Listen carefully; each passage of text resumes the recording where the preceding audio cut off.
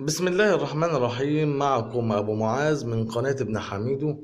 النهاردة الفيديو بتاعنا هيكون عن المروحة المزعجة. صوت المروحة المزعجة، لو انت عندك مروحة صوتها مزعج مبدئيا طبعا بنشوف سبب الإزعاج. هل هو إن سبب الإزعاج دوت من المجموعة الفوقانية، يعني المجموعة الفوقانية اللي هي خاصة بال لحظة واحدة، اللي هي خاصة بالقمع الفوقاني اللي هو ده،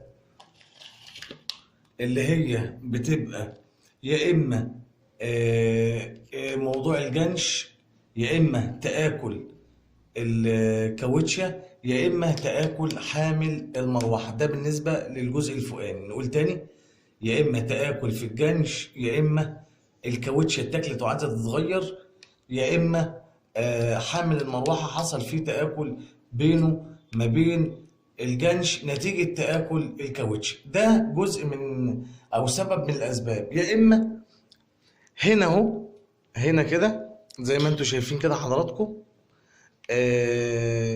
صوت البلية اللي هي بتاعة موتور المروحة. صوت البلية اللي هي بتبقى موجودة تحت العمود ده بالظبط، زي ما أنا مشاور بالمفك كده. هنا تحت هنا كده في بلية. طيب ايه الحل؟ سامع صوت تزييق وصوت زي ما يكون صوت خبط. طب انا ممكن اعمل ايه ومن غير ما انزل المروحه او افكها؟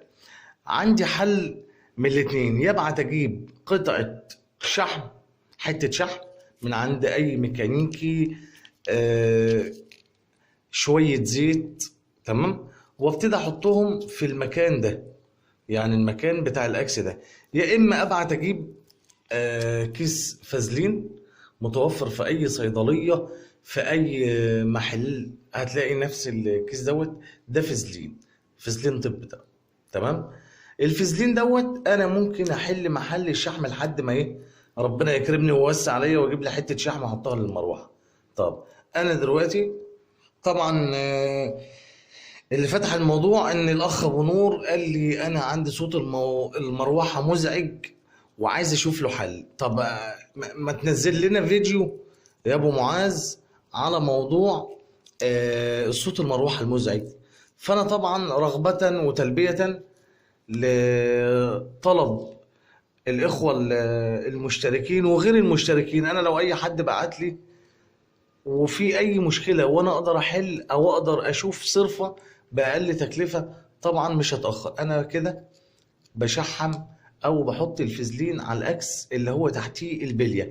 ممكن البليه تكون نشفت شويه، دخلها شويه تراب. طبعا انتوا عارفين احنا في الصيف بنستعمل المروحه دي بكثافه، وبنحل المشكله لحد ما ربنا يكرمنا.